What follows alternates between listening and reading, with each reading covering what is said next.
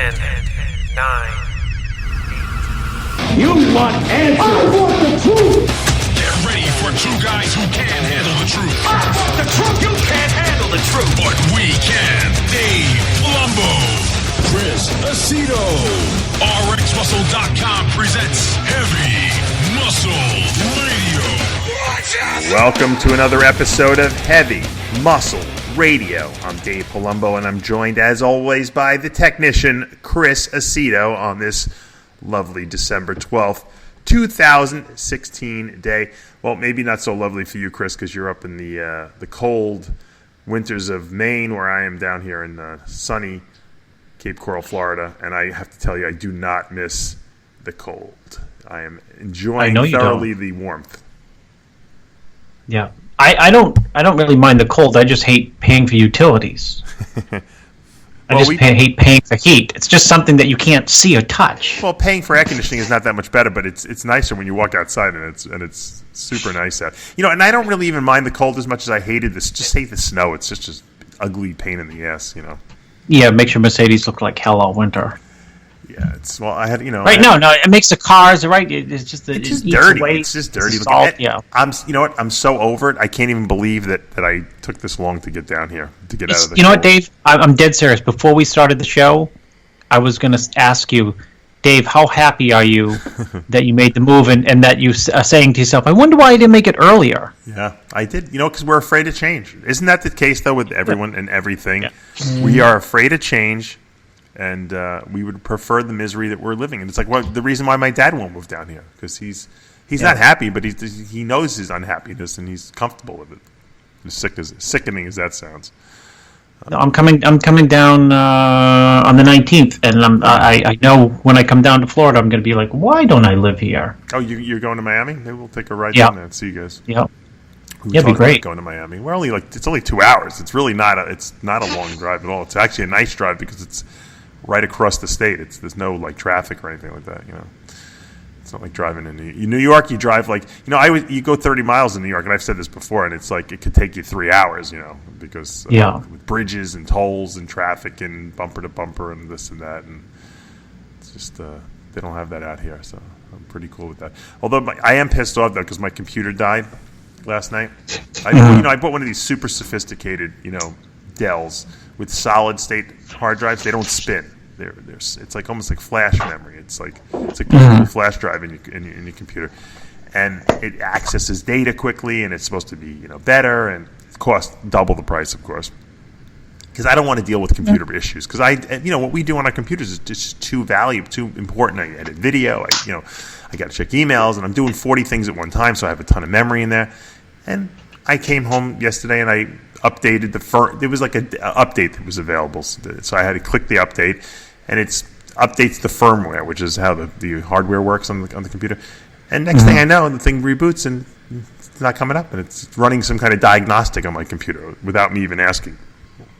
And then the screen comes up, and I don't know what it means. So I call up my friend from New York, JP. I said, JP, what does this mean? I send him the screen capture. He's like, you're fucked. I said, what do you mean I'm fucked? He goes, your solid state hard drive is jammed or whatever. I don't know what the term he used. And you basically just lost everything. I said, what?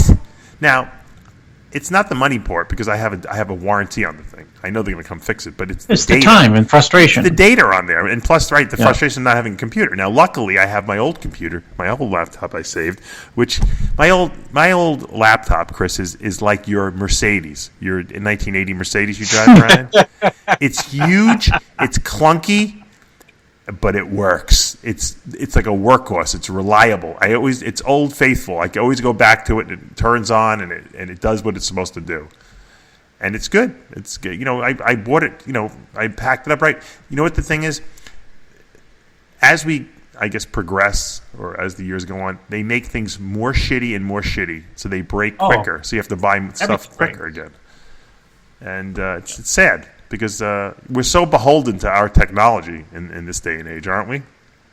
It's insane. I mean, I think Johnny would commit suicide if he couldn't check Facebook and Instagram and Snapchat 40 times a day. I go to Home Depot and I'll buy an appliance for an apartment, and they'll say, would you like the extended warranty? And I said, well, how long is a regular warranty? It's 1 year. I said, that's it?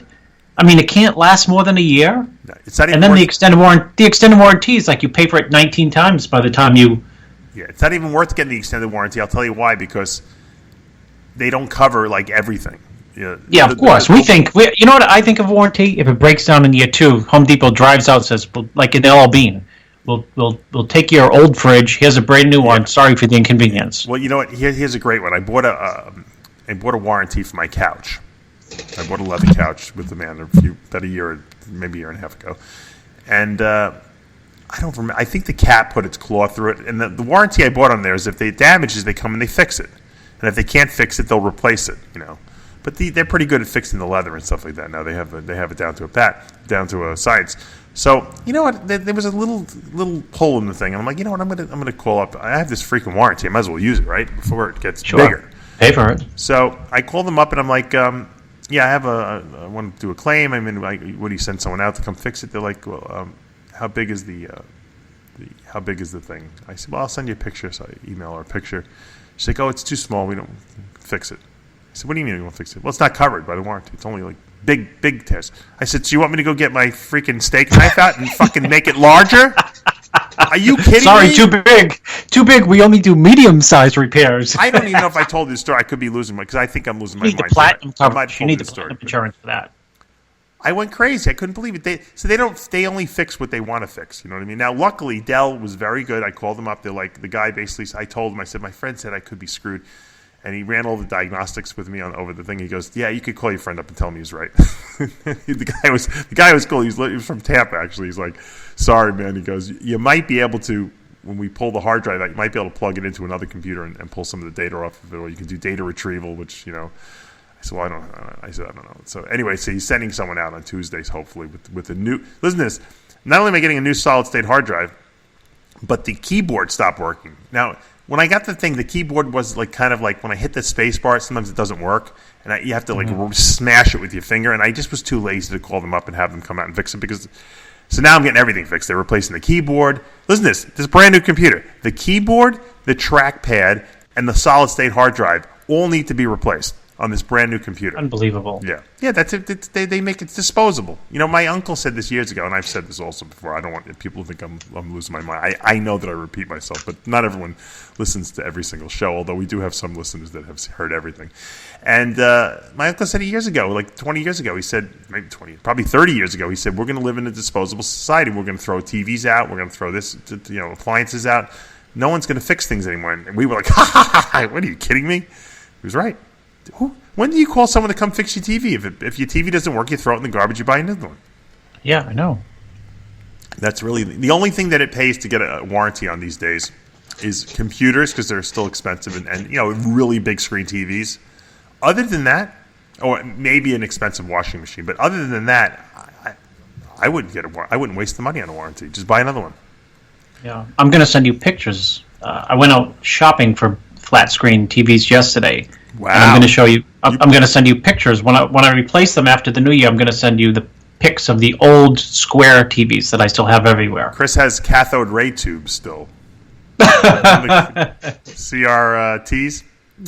That's the old technology. Is that in the olden days when I was little? The TV repairman tubes. They used to come out and change the tubes, and he'd give me the old tubes, and I'd pretend I was like a scientist. And you probably still have the. I was like a Dan Duchesne. Yeah. I should have kept some of those. And the TVs was so big you could put it was like a piece of furniture in your house almost. Yeah, it was furniture. People considered it. They were proud to display their TV. They had the TVs on the legs, 12 inches off the floor. Now, people might not risk. This is aging us, but TVs used to turn. Used to turn the channel with a dial. There was no digital type stuff. And my grandfather, believe it or not, got the first remote control TV.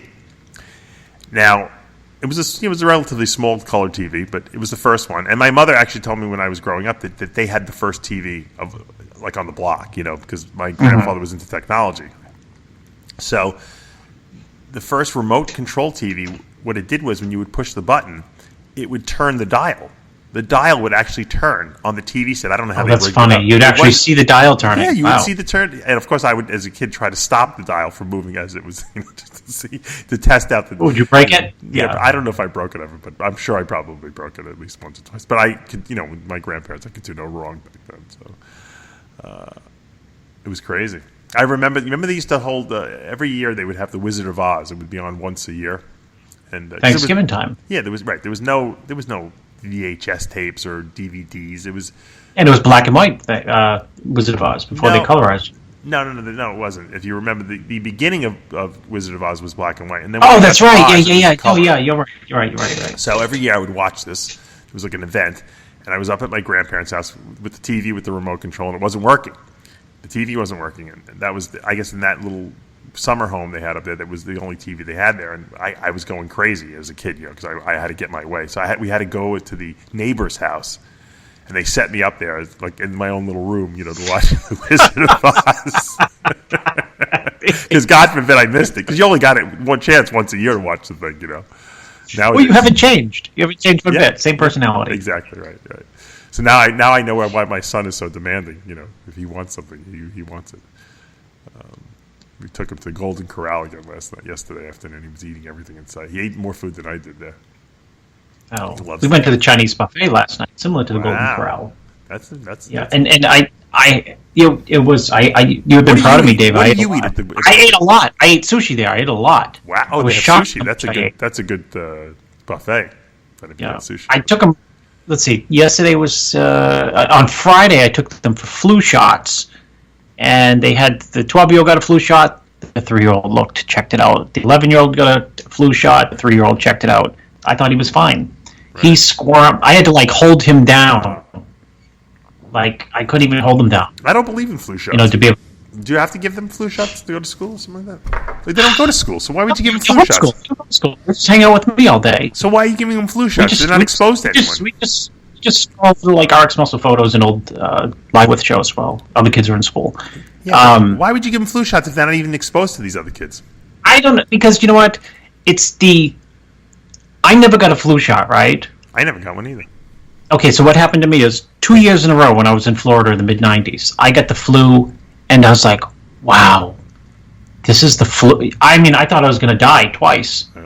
2 years in a row. So every year after that, I've gotten the flu shot, and I've never got the flu, so you're I don't know if there's if they're correlated or related. Or I'm sure it is. If you get the flu shot, you're not going to get the flu. But some people feel terrible after they get these flu shots. So I don't, and I always worry about with the vaccines with the kids and everything like that, so who knows. But your kids are older anyway, so I guess it doesn't matter. Michael Douglas honored his father, Kirk Douglas, 100-year-old. He's turning 100 this weekend.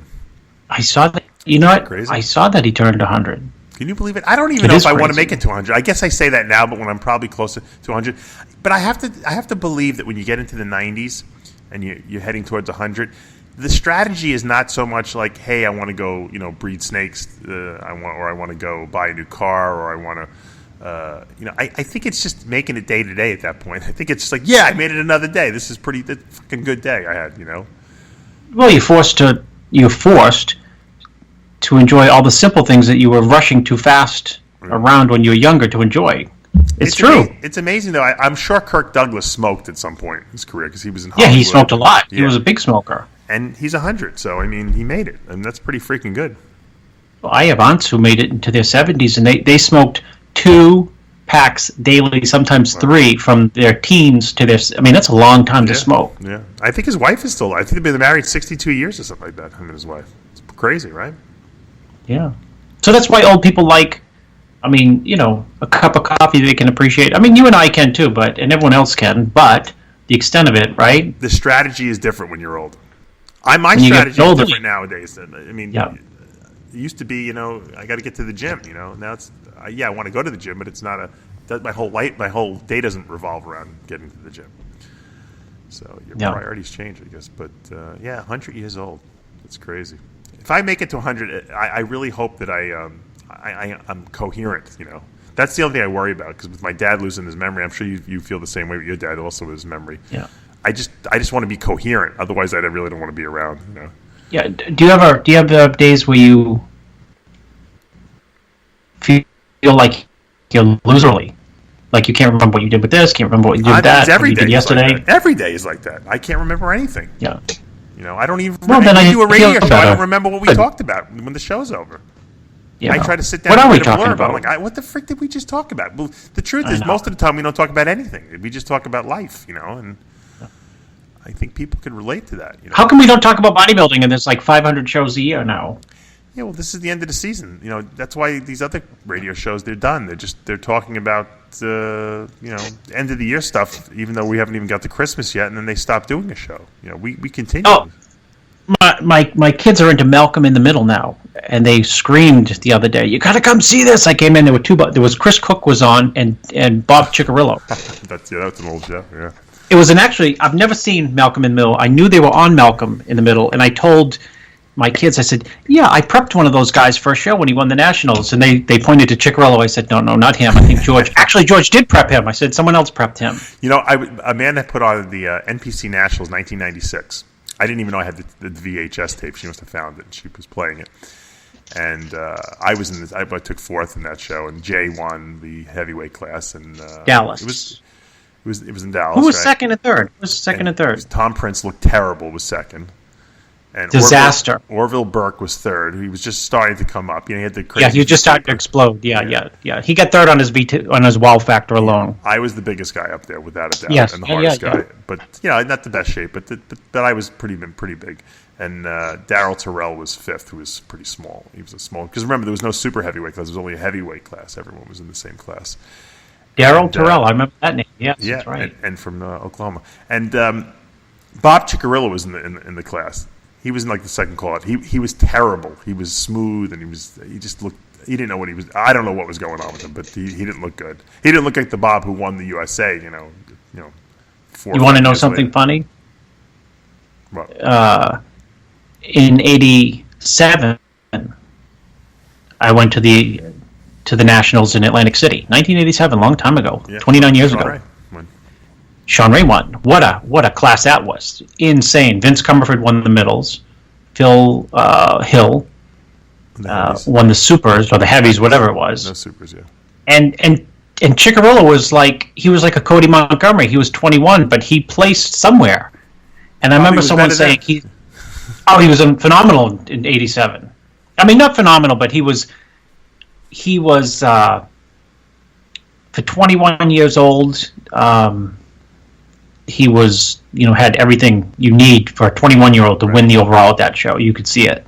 I think he was fifth. He was a good poser too. So he really knew how to hide his weaknesses and show his strengths. He had the good twisting shots and kneeling shots and stuff like that. And that bamboozles the judges too. That's important. Presentation. We've talked about that over and over. So he had some good skills. I don't know what happened. I don't know if he just lost his way in terms of he didn't know what he was doing diet wise. Because George will, and I'm sure George probably did help him, with the diet and got him in shape for sure. He took what he was using. Chad was helping George, I think, at the time, and he was probably just basically copying and pasting Chad's diet at the time. But he did a good job with Bob when Bob won. It was probably the best Bob looked when he won the USA. Yeah, he was very good when he won. It was a great comeback for him because Yeah. he was one of those type of people who was right. You're 21 years old. I think we talked last week about losing your confidence. You're 21 and you're in a whatever class he was in where he got fifth that year. It was clearly better than any other class that he had ever competed in the next 10 years. Right. I think that class it might have been maybe he was a heavy. Maybe he was a heavy, but the light heavies was a stacked class. You had Vince Taylor, J.J. Marsh, all really good pros. Yeah, that was the beginning of the '90s era there. That they were kind of nurturing. Yeah. They were all amateurs at that point, up and coming. So we got the end of the year coming up. I think we're going to do an iron debate this coming week with some of our selections for the best of the year. We'll debate those, see who we think deserves to be up there and who doesn't belong to be up there. That will be this week. Why don't you do a commercial break here, your own commercial break, and plug RX, the YouTube station. And this station, I didn't know you could download Heavy Muscle Radio on iTunes. I'm glad or get an alert, or sign up, or whatever. Yeah, I'm glad you mentioned that. You know what? Because we had some problems with the radio show last week, and a lot of people don't realize you can go to iTunes if you have an iPhone. Obviously, if not, there's other feed burners and stuff like that. But there's an RSS feed button on the Heavy Muscle Radio page on our site. You click on that, and you can subscribe to a feed. And, because I have an iPhone, I subscribe to iTunes feed. But you can do it, even if you don't have an iPhone, you can still subscribe to the iTunes feed, and it will download the shows automatically to your computer. So you wake up in the morning, and the show's there from the day before. You don't have to worry till we, with us posting the article. Now, I subscribe on my iPhone to podcasts that I enjoy listening to, I should say. So, like, I have the Heavy Muscle, obviously, podcast subscribed. So as soon as the show goes up, it downloads automatically to my phone. It's on my phone. I can listen to it anytime I want. I have some reptile radio shows I listen to, also some car shows. So I subscribe to the shows I want, and then I don't have to worry about going to the website. It just automatically goes to my phone, and I can listen to them, when I'm driving or whatever I'm doing. I'm at the gym. That's my new thing. I always hated the guys that had the headphones who would listen to the music, but you know what? I'm like, I could actually listen and learn shit. So I listen to my podcasts when I'm working out now. I just kind of let them play through my headset. I'm not like I'm doing any kind of crazy lifting anymore anyway, so because of my shoulders. But so that's what I do. So yeah, guys, if you don't want to miss the shows, just subscribe to the Heavy Muscle iTunes feed. Go to the like I said, click on the RSS feed. You can pick whichever feed you want to subscribe to. It doesn't matter, but at least it'll give you the shows automatically.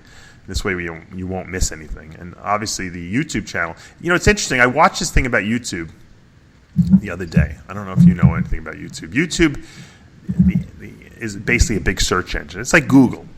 And so people figured out that, if the more likes you get on a video, the more, comments you make, certain tags you put on the video will get you more hits. And that was true up until a year ago. But Johnny sent me a link. One of these gamer guys said that they have changed the algorithm now on YouTube. What's more important is length of time of the video. Because they want, I should say, length of time that people are watching the video. If you just put up a lot of crap, no one's going to watch it. But so our TV program, I think the reason why our YouTube channel has been growing a lot also is because we do long shows. We do like an hour show, an hour, sometimes at minimum 20, 30-minute shows with all our original TV programming, and people watch the shows, and that's good. And that's why I think our shows are coming up more, and we're getting a lot more visibility on the web. Also, they're saying that the fact that if you put up content every day, that's important too. And obviously, we have Muscle in the Morning every day, and we always have videos every day. So that's good because YouTube wants your stations, the YouTube channels, to be like TV channels. And then look, I talked about this 10 years ago, Chris, to you, or 8 years ago, about saying that YouTube or the internet will be the new TV stations of the future. And that's really what you dig those radio shows up, because you used to harp on that all the way back in 2010. Seriously, 2009. Yeah, because I knew it. I just didn't know how it was going to come about, but I knew it was going to happen because it's inevitable. You got that prediction right. You got the prediction that men's classic bodybuilding would come into fruition, let alone its own. Yeah. You need that thing. Have you ever seen that, like the Joey to I Predict? He made all these predictions in 1955 or something. They're pretty incredible. Are they really? Yeah. Oh yeah, no, because he says I predict, and one of them was that all athletes will use bodybuilding as a ways to become better athletes. Wow, that's impressive. That's really impressive. Yeah. Well, he had all kinds of weird I predicts. Kurt Cobain predicted that Trump would become president. Did you know that? Back in the 80s. No, I didn't know that. Yeah. No, The Simpsons did. It was on The Simpsons. Did you ever see that prediction? Yeah, that was there. But Kurt Cobain said, I wouldn't be surprised if, that people are going to get fed up with the establishment, and that someone like a smart businessman like Donald Trump would become president in the future. Yeah. So I was wrong on the stock market. I thought the stock market would tank. Yeah. It's taken off since I think it's up 8% or something. It's amazing because you know what? Obviously I sell species nutrition products to overseas people, and they're all complaining because the dollar is too strong. The dollar's so strong. I know it. Isn't it funny? We think of the dollar as being like our economy as being like shit, and meanwhile we have the strongest dollar in the whole world. It's nuts when you think about it. I don't get Yeah, it. no, you can travel and eat out for like when I was on the tour over there wherever we went, multiple shows after the Olympia. When I don't even look. I just charge something and whatever the bill when it comes and it converts over. You don't know what the final charge will be till you get your credit card bill and you see what the charge is. But like eating out, it converted over to like $7.88 for like dinner. I'm like $7.88. Right. Well, Johnny claims that I starved him when I went in San Marino. I wouldn't buy him any meals. We were in a hotel. You probably were there the year before. There was a buffet that they fed us 3 times a day. Johnny obviously didn't like any of the food on the buffet, but he was too much of a martyr to tell me, so he didn't. He had to sneak out. What didn't he like? Who knows? I love the foods. It was like 40 different options on there. I saw the video. I saw the. Oh, yeah, speaking of the YouTube, video, right? Yeah, I did the video on the food buffet. I sound like Bush. Speaking of the YouTube, one thing he liked on there. He's got to fast for like 2 days, and then he'll find everything appealing. Yeah, because he eats too much junk. That's what the problem is. No, I think that's what happened when I went out to the Chinese buffet yesterday. I hadn't eaten all day long. Right. And sometimes in sushi, sometimes you can eat sushi and it's like eating a Ritz cracker, right? Oh yeah, they go right down. My kids were shocked what I was eating. Yeah, very rarely. You're like a snake. Once in a while, you go crazy and you have to load yourself up a little bit. You had to re-load the glycogen stores that have been empty for the last 300 days of the year. 30 days, yeah. 10 years. Chris has probably got like bloated cheeks today. He's got you got the swelling eyes. Remember when? What happens is, right, sometimes when you eat a lot, it creates a diuretic effect. I went to the bathroom all night, and I think I'm peeled today. Well, you know what it is? I think the protein, all that protein you ate, probably. Oh, all that, yeah. Because I notice when I eat a lot of protein, I'll pee a lot more too. But if I eat the only thing that makes me sometimes I'll purposely eat a couple slices of pizza at night because I won't get up a million times to pee. Because for some reason pizza makes you hold water. I don't know what it is, but it definitely does. No, what's it? The salt and the carbs increase your aldosterone level, I guess. Yeah, it must be because it doesn't happen with any other foods to me. I could eat if I eat like rice and stuff like that. Matter of fact, I weighed myself and I thought this Amanda's scale was broken because I was so light in the morning. And then at night I was 8 pounds heavier. So it's a big difference overnight. So I pee at 8 pounds at night. Now I know why I'm up 40 times in the middle of the night peeing. And that's crazy. It's not a prostate issue because if you have a prostate issue, you have trouble peeing. I don't have trouble peeing. I just pee like a racehorse every freaking 2 hours throughout the night. It drives me freaking crazy. I can't get a good night's sleep. And of course I'm waking up because my shoulders are hurting me. So every time I wake up, I'm like, I gotta pee. So I gotta be up there. I gotta pee. It's funny you're able to do that on one kidney. Half a kidney, right? No, wasn't there? Remember, review that because early in the show, you said not everyone listens, or they might be new listeners. Remember when we were traveling, you and I, all over the world? We were in like Brazil and Australia. Yeah, Blackman was telling people I was looking for a kidney. Yeah. Chris was assisting Dave, and they were looking for a kidney. That's why Dave was in India. That's why he was in Brazil. That's why he was in Australia.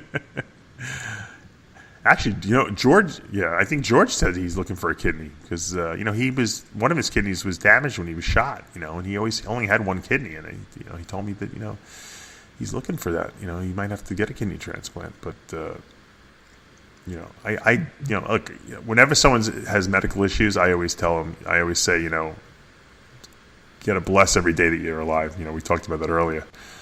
But, I don't know if that's true or not with George, but, he, if it is, I hope he finds something because that sucks. We can make fun of each other all we want, but, when it comes to health, we're all on the same team on this one. Yeah.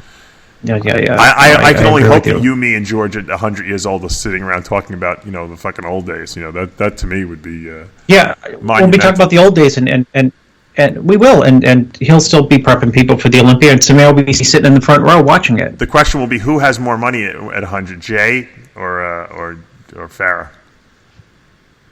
I think Jay would be able to definitively answer that question, as he would say. He will, but will Jay start becoming like a philanthropist when he gets older, like giving away money, like Gates and stuff like that? Yeah, he gives it away now.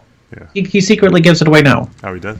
He gives it away, and he gives. He's got all kinds of things that he does behind people's back. In other words, that people don't know about. Oh, that's good. I like to hear that. Speaking of not getting paid, except somebody, he wouldn't give a dime to somebody who's one of these.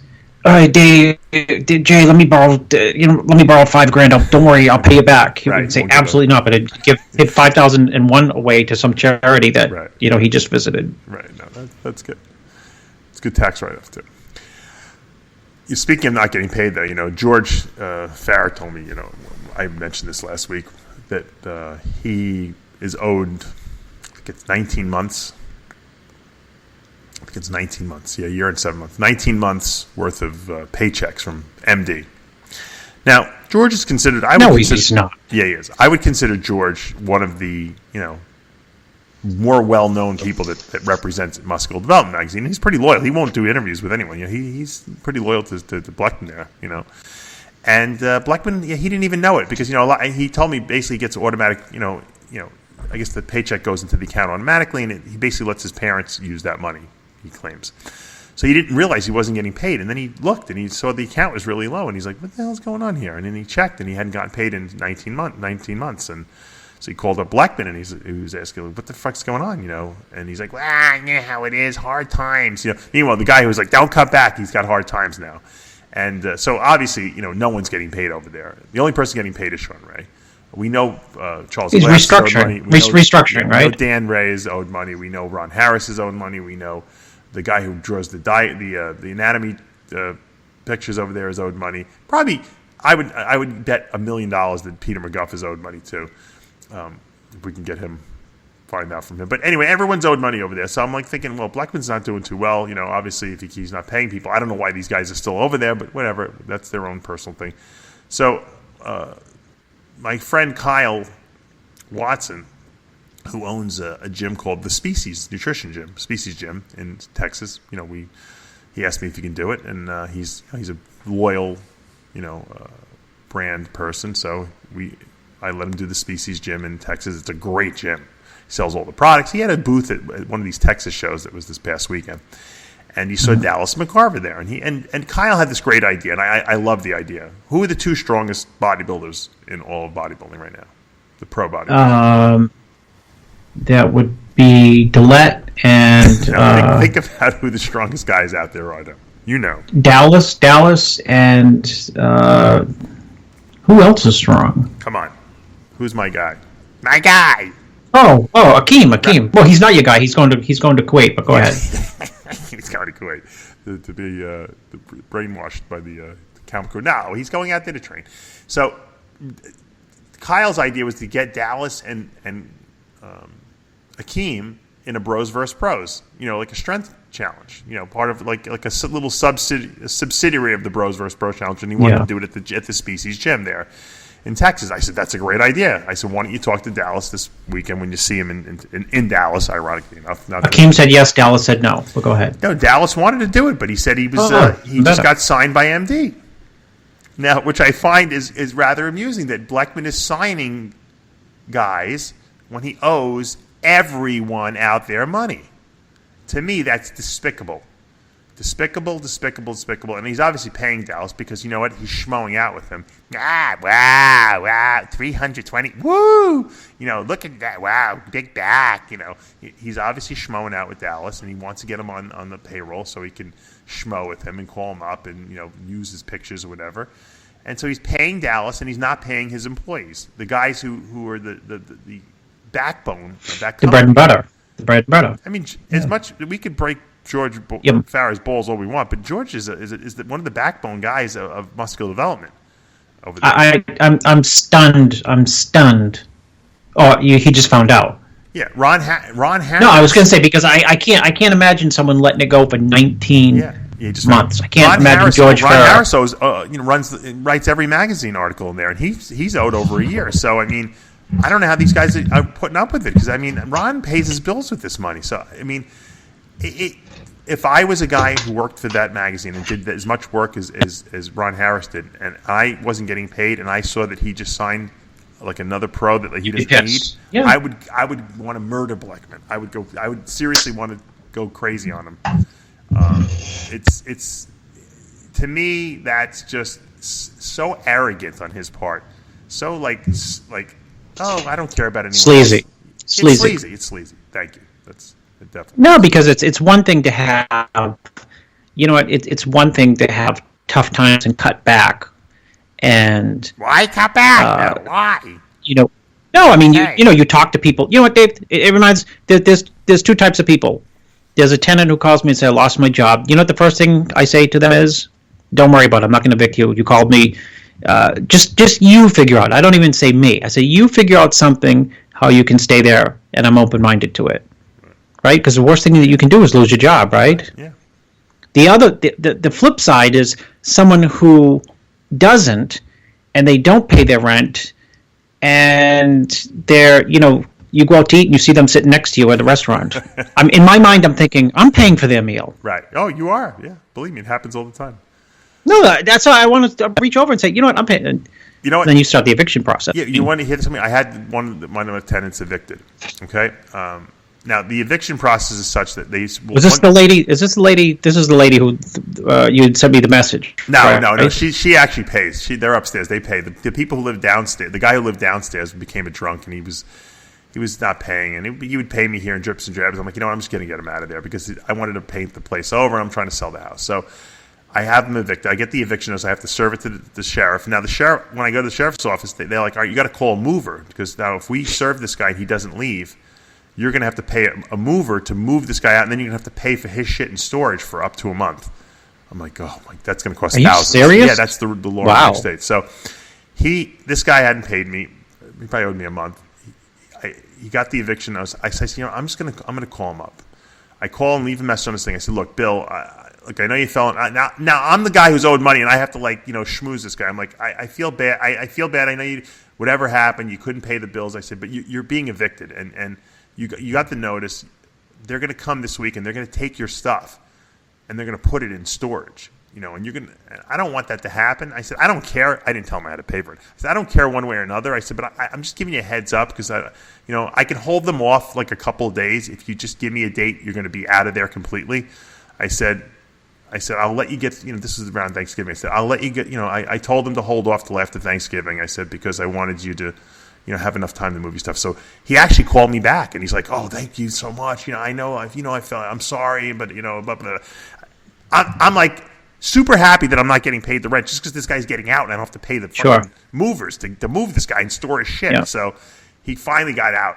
Thank God. My friend went in there and painted. I was so happy that he got out, even though I'm owed 2 months' rent. I didn't even care. That's how. Once again, all the people who don't live up to their obligations seem to be protected by society. Romano would call it the pussification of our society, but it's true. They protect the rights of the fucking downtrodden who don't want to work or don't want to pay the bills. They don't protect the right people, is what I'm saying. Is Fred Hatfield still alive? Yes, I think he is. Is he? Next time you listen, my grandmother, she's dead now. She's from Italy. She owned an apartment building. And I didn't know when I was a kid, the lady who lived above her, so my grandmother was the landlord, and she had tenants living in the building. And this is before... So it's in your blood. The whole tenant thing is in your blood, the whole rent thing. This amazing is this two amazing stories is this, the lady who lived above my grandmother for 40 years, who my grandmother rented to, her son was Fred Hatfield. Oh, I didn't know and that. Fred, Fred used to come over and visit all the time. What's with all these? And my grandmother people? used. That's so weird. I know my grandmother used to threaten Hatfield. Yeah, she used to threaten. She used to threaten people. I'll get Fred to beat you up. He'll throw you out if you don't pay the rent. She used to use him as a threat. Fred Hatfield, who was also known as Dr. Squat. He had that famous squat off with Tom Platz. He was the first guy to squat 1,000 pounds. Yeah, and he did it probably legitimately too. Yeah, and oddly enough, the neighborhood used to be like just for poor immigrants. Now it's all gentrified. The building's worth, and you could have retired 4 times with that building. Did she sell that building at some point? She died. Listen to this. She died, and it was inherited by my father and his 2 siblings. and they sold it in a week. Probably for pennies, right? For pennies. And the guy, me and my wife, had to be like 16 years ago. Me and my wife were at a university one time, and my grandmother was in her wheelchair. Oh, no, she was dead at the time. So my grandfather was in the wheelchair. So anyways, the new buyer ran into my father, and he said, "How's the apartment going?" And he said, "Oh, I sold that." My father almost went through the roof. My father ran into City Hall to find out what he sold it for. Yeah. Twice what they bought it for. Your father probably was punching himself in the head. No, Why just did your created. dad keep it? Why didn't he keep it and rent it? Because you know what? It begins with a G and ends with a D. Let's go on that game show, Jeopardy. Begins with a G. Do, do, do. The word ends with a D. It's one of the cardinal sins. Greed. Greed. You got it. No, they wanted the short money. They wanted the money quick and fast rather than wait or just hold. I'm surprised you didn't try to step in there and buy it. I did, but they were like, oh, it'd create conflict with, going to create conflict. You should have said, "Well, I'll give you more than the people." No, because to this, what would have happened? I was smart enough to realize this. I wanted it, yes, but I realized, you know what? If 20 years go by and it's worth, which it is now, They want more money, right? They'd be called Dave. Your father would be like, that's my building, even though he sold it to you. Yep. It'd be family problems. They'd be call me up and say, so and so's going to college. I know you bought that building for X. It's worth 10 times X. Right. Can we get 5,000? Be like, Jay, no, I've donated to charity. On that charitable note, Chris, we're going to take a commercial break. When we come back, I'm going to tell you why the beer industry is very worried, because they are. Stay tuned. We'll be back in 2 minutes. A legendary name in hardcore supplementation. Iron Mag Labs. 100% original, patent pending andro compounds. The most effective hardcore, groundbreaking bodybuilding supplements in the world. Iron Mag Labs. Revolutionizing hardcore supplementation for more than a decade. Visit ironmaglabs.com. ironmaglabs.com. Hi, I'm Dave Palumbo, and I just had a protein shake made with Quest Nutrition's new salted caramel protein powder. And I can tell you this, it's on a whole new level. It's a total reinvention of the protein shake. The taste is incredible, and its creamy texture and richness make it taste like a real caramel milkshake. It's incredibly low carb, less than 1 gram of sugar, and 22 grams of protein in every serving. No soy, and it's gluten-free. Just add water, ice, a scoop of protein, and shake it up. It's that easy. I actually look forward to drinking this shake. And Quest Nutrition has got a total of 7 different flavors. They come in convenient single-serving packets so you can mix and match. Check out loveyourproteinpowder.com for more information on Quest protein powders and some delicious shake inspirations.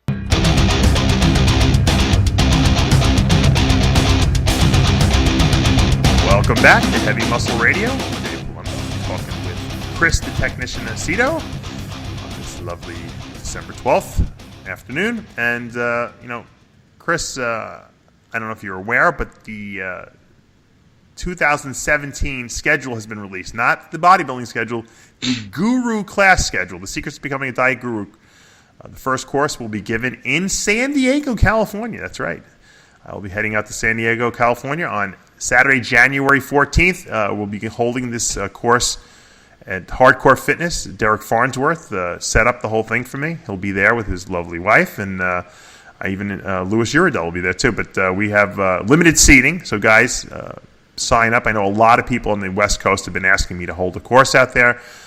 Derek and I have been trying to make it happen, and we finally have done that. So that will be Saturday, January 14th. You can sign up at davepalumbo.com. But literally, guys, I'm telling you, I've made it I've opened it up a little more for the San Diego course, just because I have to let Derek and his wife, come. And there's a few.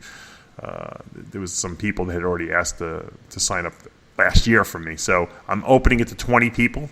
But I'm telling you, I've already done 10 already. So Don't wait. If you want to take this course, I implore you. I probably will not be back to the West Coast probably till next year after that, if I even go back. So sign up. Once again, it's my 10-hour class. It's all day long seminar. I go over diet, supplementation, drugs, men, women, off-season, pre-contest, detoxification, site injection oils, peptides, insulin growth, everything. There's nothing I don't cover. I teach you the science of how to become a coach and how to structure diets and how to understand your body and how the science works. And I think that's something that's greatly missing out there. And everyone who's I don't think I've ever had one person complain to me after the class was over that they didn't learn something, that they didn't have a great time, that they didn't take away a tremendous amount of knowledge. And I give you guys a book.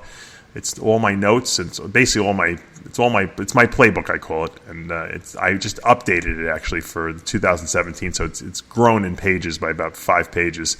It's almost 90 pages now, and it's a nice book, bound book. You take that home with you. No one else gets that. I don't sell it anywhere. I don't give it away. There's no videos of the seminar. There's no tapes. So well, you sold one. You did sell one at my condo. I did sell one. You're right. The guy couldn't. He was not from around here, so I did. You're right. I have to admit, but. By and far, no one passes these things around. It's something that you almost cherish. It's like back in the day when like people would make books by hand. They would sew the binding of the book, and they would cherish that book, and they would have all their information. And that's what this is like. It's something you can go. I wonder how many. I wonder how many copies of the Underground Steroid Handbook Dan Duchesne sold.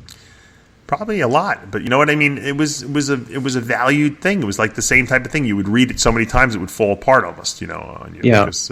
Because the knowledge in there was so important to what we do. And I mean, if you love bodybuilding and working out and putting muscle on and burning fat, you want something. The problem with society today is, Chris, people print their own books, so you don't know if no one's editing these things for validity. Back when we were in the 90s, 80s, 70s.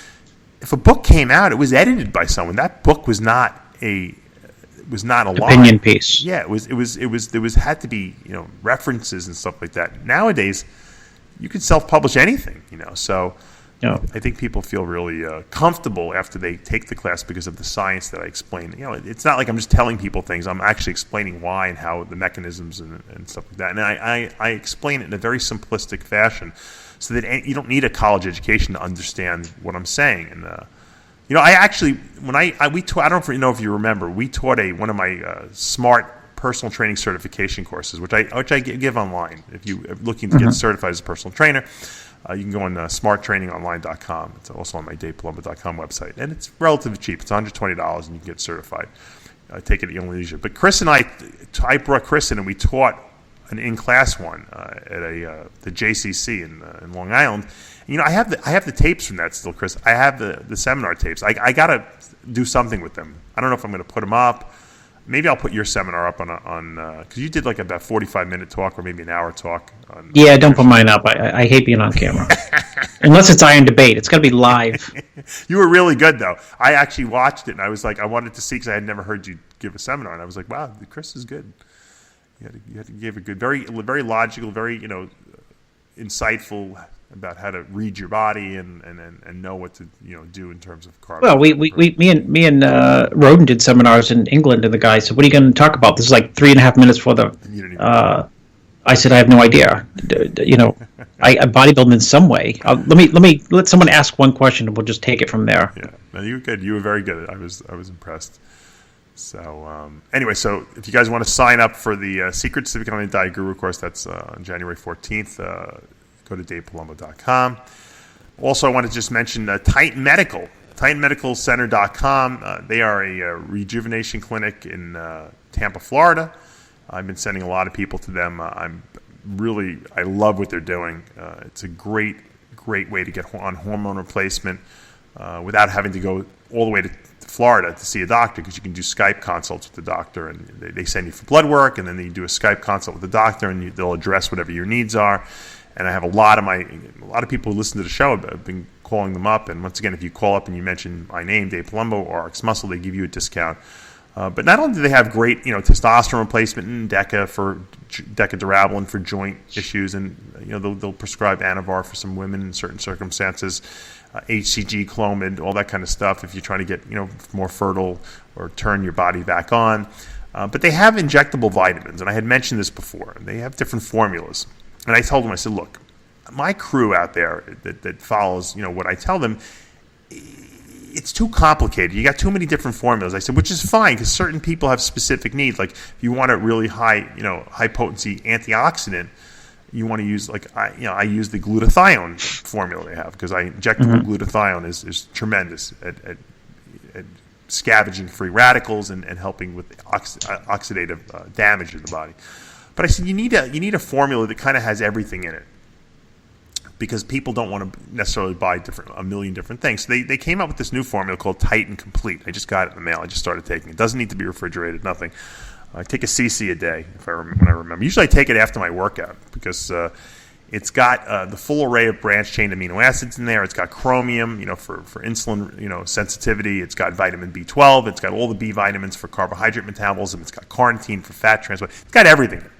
It's a full array of everything. And I come home from the gym and I take a cc of it, and then I usually eat my meal about maybe 45 minutes after that. And I feel great on it since I've been taking it. I got to tell you, I love it because I don't have to take 3 different bottles, although I have all the different bottles. And I might take a shot of glutathione once a week, but this I do every day. And I've been doing it now for about a week and a half, and I feel good. I feel like I'm recovering better from my workouts. So I was having some cramping in the bottom of my feet at night that kind of stopped too. So I would check it out if you guys are going to contact them, or if you might not want to just do hormone replacement. You might just want to do the vitamins, and you don't even need a prescription, or you don't even need to see the doctor for that. Just contact them, and you can pick up these injectable vitamin formulations. They're really good. They don't hurt. They have a little lidocaine in them, so they don't. Sometimes B vitamins burn, Chris, if you remember back in the day when we would take those B shots. But this doesn't hurt. You take a shot, once a day, and you feel good on it. And, I got to be honest with you. I miss taking shots, because I don't do any – I'm not even on hormone replacement anymore. And so to me, to be able to load up an insulin syringe with the cc of vitamins, I kind of feel good. I feel like I'm doing something, It might be a placebo effect for all I know. Fred Hatfield, speaking, he used to give my grandmother shots. He used to give her the B12. Yeah, he used to give her the B12 shot. It's funny as – It's great. Hey, on other news, what about – I did hear – what did I hear about Bodybuilding.com? They laid off 90 employees. Out of how many? I guess would be the question. 90 employees. Well, what's happening. Amazon.com. They didn't send them to Mexico, did they? No, Amazon.com is fucking giving them the beatdown. That's what's going on. Of course.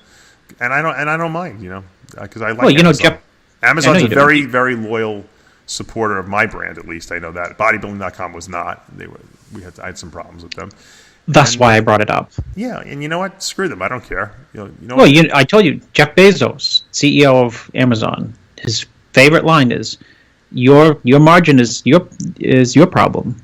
Right. Well, you know what the problem is? Amazon can undercut everybody. There's a level of arrogance that happens sometimes, and I know that the Olympia people had problems with Bodybuilding.com too, and they basically told them to take a walk. And I know that's why Amazon streams the Olympia every year and sponsors that coverage. So.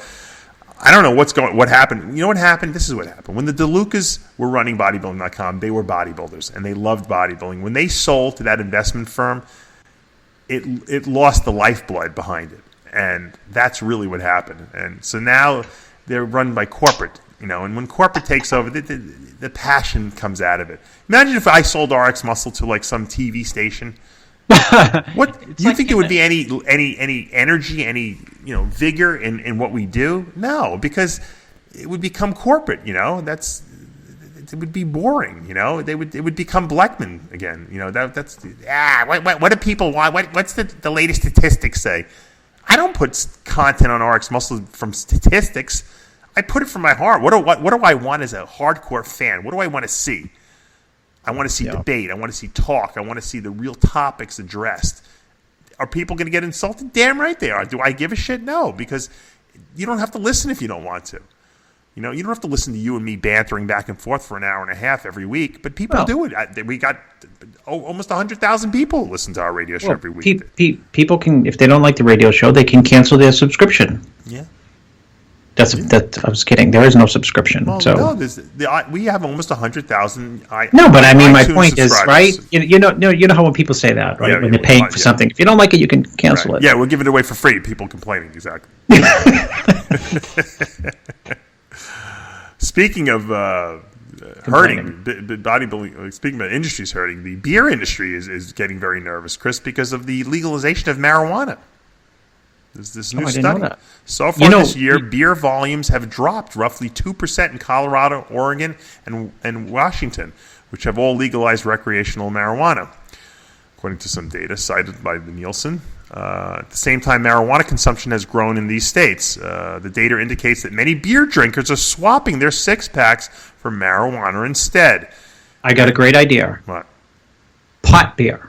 Pot beer. No, beer with THC, whatever the active ingredient is. The thing is, people don't want to drink the beer, Chris, because they get fat from it. The calories over there. Smoke and stay lean, stay peeled. Mainstream beer, including Bud Light, Coors Light, Miller Lite, is under siege from legal marijuana, with volumes down 4.4% in states studied, according to this analysis group. So, alcohol might be... Was there an increase in consumption in wine, or no? No, that's more marijuana. People want to just smoke. People want to get... Look, let's face it. 90% of this country just want to get fucked up all the time. And they need a relief. They need a relief. Yeah. They just want to get fucked up so they don't have to think about their lives. It's a way to get rid of that stresses of day. Forget. Daylight. Yeah. Daytime, rather. Yeah. And there's a problem with that. Look, if you're doing it recreationally and having a drink once in a while, I think that's fine. But I think that there's a population of people that are walking around stoned or drunk 24/7, and that's a problem. That's a problem. But I guess marijuana is a lot less toxic to the body in the sense that alcohol destroys your liver, and does other shrinks your bad shit in brain. the body. Yeah, it destroys the brain too, and I guess the worst you can be if you're a pothead is just a little bit. Punch drunk, but people who are alcoholics, it ruins their lives. So I guess in a way it's a better option.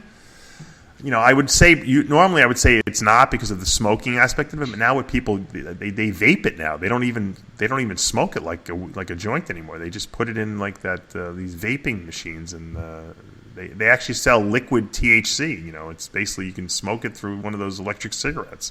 How about a high protein brownie or a pot brownie or a Quest bar with pot in it? Yeah, there you go. I guess once pot's legal all over this fucking place, you'll be able to do that. Right now, you can't, because what if you ship the bar to a state where it's not legal? Now you're committing a crime.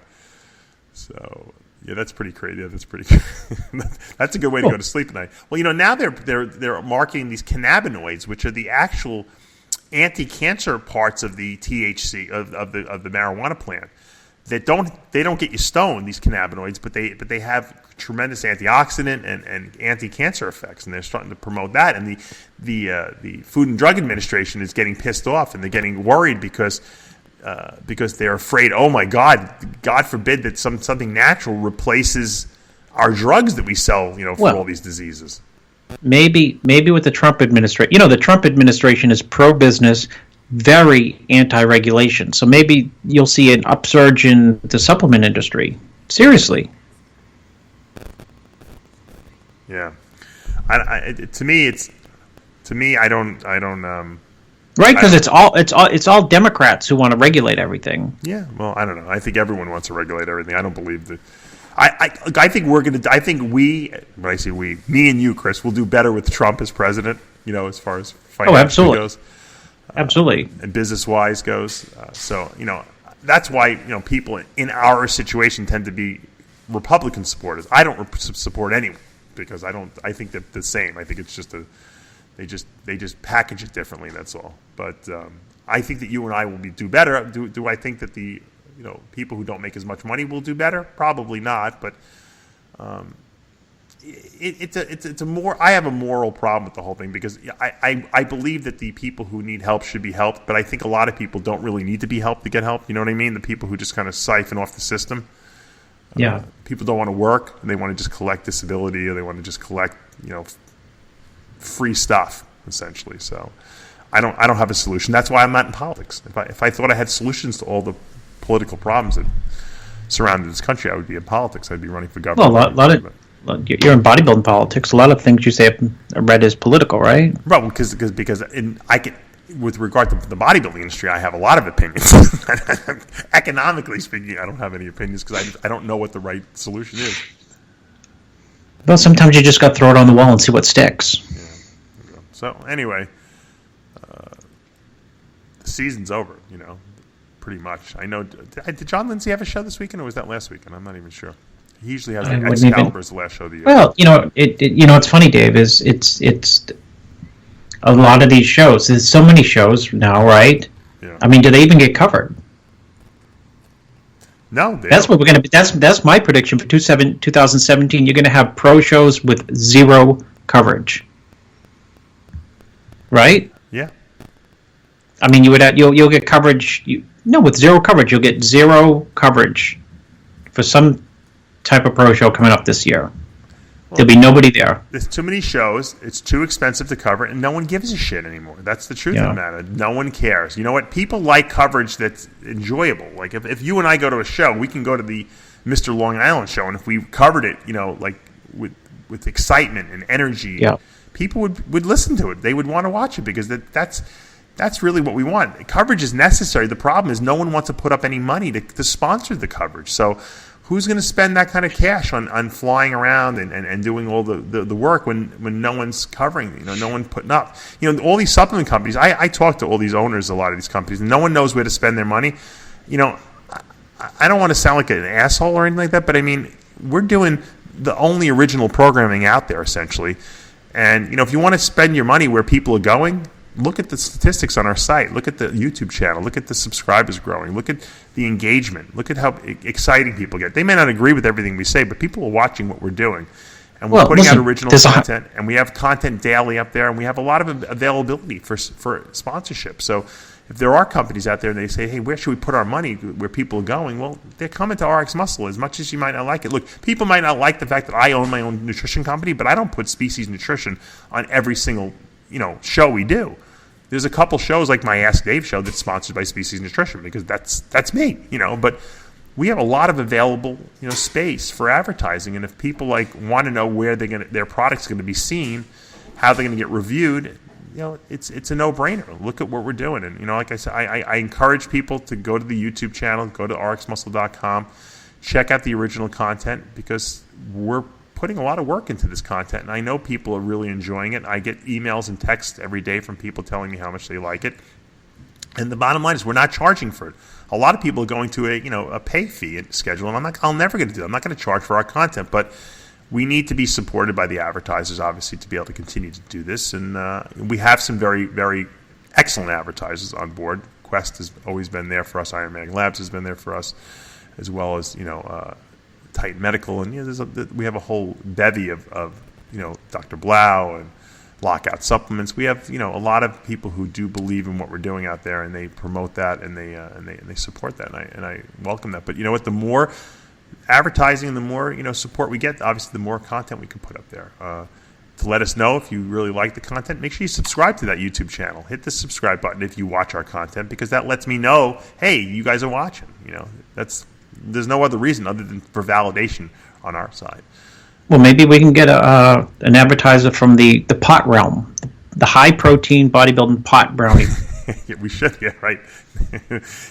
Speaking of, I wanted to bring up one more thing before we go.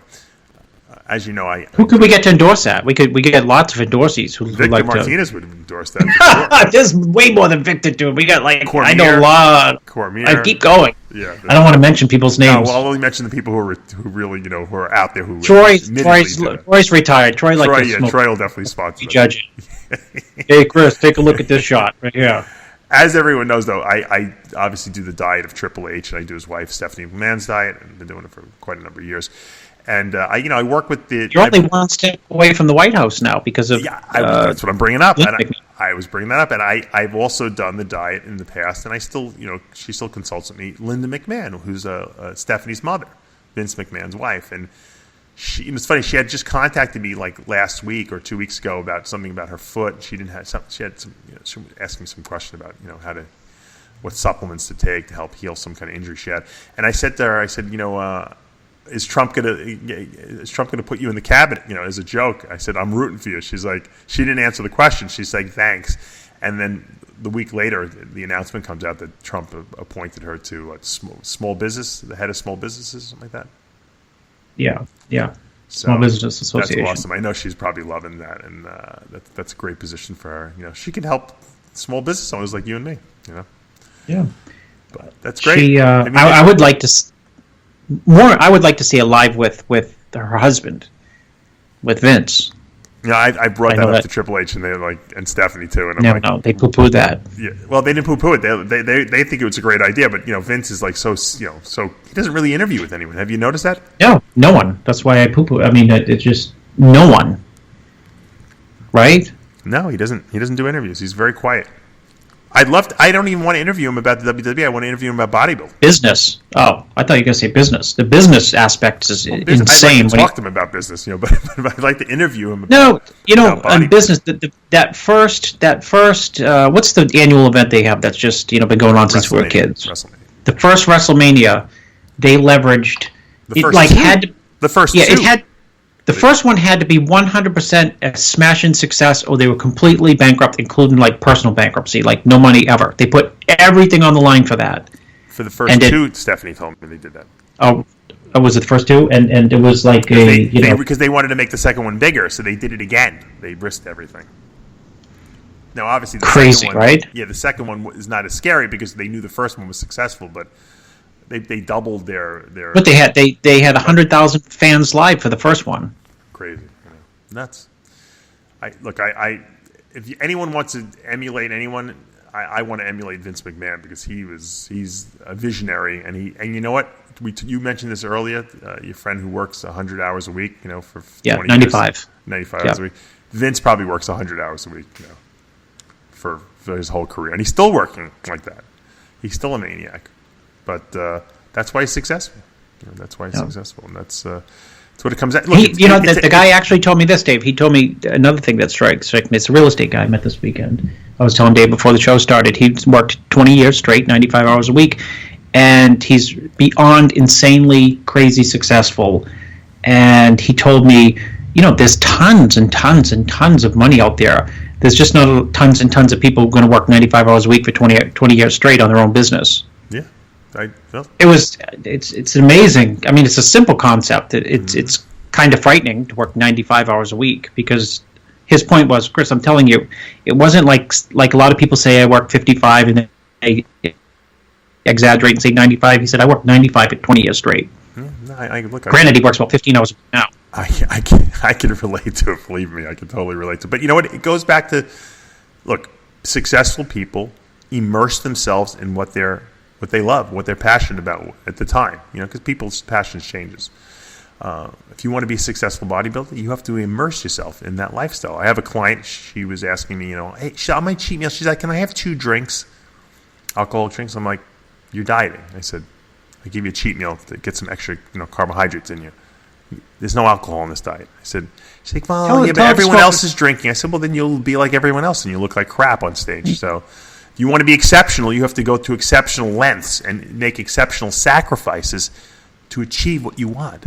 If you know what I went through when I was bodybuilding, I was like a monk. I would train, I would eat, I would sleep. I didn't go out, I didn't drink, I didn't do drugs. Aside from bodybuilding drugs, but that was the lifestyle I led for 10 years, and that, to achieve what I needed to, and to be a master, an expert, to maximize my gifts, whatever they happen to be. Because if I didn't do that, I would have left something on the table, and I would not have been my best, and then I would not have achieved what I achieved. So it depends on how bad you want something. If you don't want it that bad, you won't put that much into it. If you want to be the best at something, don't talk about being the best at it. Live being the best at it. That's the best advice I can give to you because people are not willing to make those sacrifices, Chris. I'm sure when you decided to be a real estate person, you said, I'm going to be the best real estate guy I can be. And you put everything into it. And that's why you're successful at it. I made a successful-looking office before I had any. How nutty is that? You have to because you have to see yourself in that position before you actually achieve that position. I knew we were going to have live original TV programming. I just didn't know how it was going to happen. But in my mind, I already had it. I saw it, And I know that the RxMuscle site will continue to be successful despite the fact that magazines and websites are going out of business and being replaced by social media, because I know what we're doing is original and we're constantly evolving. And, I saw this pattern a couple years ago, 3 years ago, when I said I'm not covering contest coverage anymore. I'm going to focus on original TV programming. I knew this was going to be, the YouTube generation was going to be the way to go. I knew people would be watching it. So I said, why would I concentrate on something that's going to be antiquated by then? I want to focus on something, first of all, that I'm passionate about and that I like and that I always wanted to focus on. But I knew this was going to be the way to go. And we put a lot of hours into cranking out a lot of content on the site that's original, but it's also interesting. You could put out a lot of I subscribe to this fish tank channel. This guy, he records everything he does every day, unbagging fish, and bagging them, and I mean it's like hours. I don't even know how people. I can't watch it. It's so boring. But he's so passionate about what he does that you almost can relate to it. I'm like, holy shit, this guy can't fail because he just lives this lifestyle, and I respect that because, like I said, this guy is, I think, the most watched YouTube guy, or at least he was the guy who plays video games, PewDiePie on YouTube. I don't know if you've ever seen him. He's got like 1 billion subscribers, and he just wanted to be the best video game player, and he's making money doing it. Through ads on YouTube. YouTube paying him a commission check every month. So find what you like, or what you love, I should say, and do it. And do it the best. Be the best at it. And that's the take-home message of the quote of the week, whatever you want to call it for the week. Find what you love and be the best at it. And you can quote Dave Palumbo on that one. And on that note, we're out of time. Until next week, remember, with Heavy Muscle Radio, the truth hurts.